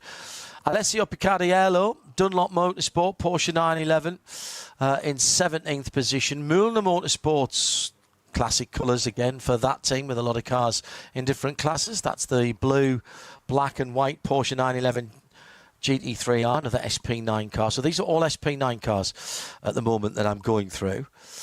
And we'll wind up the top 20. And after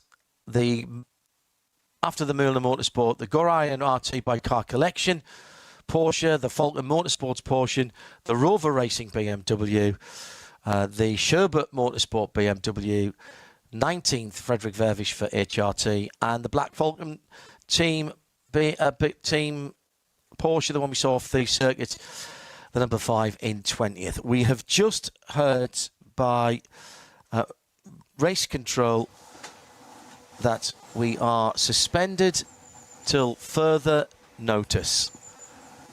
So nothing happening at the moment. So what we'll do is we'll take a break, keep an eye on what's going on, and on RS1 we'll play some content for you. Carrie will sort something out. But here on the World Feed TV, we're going to take a short break.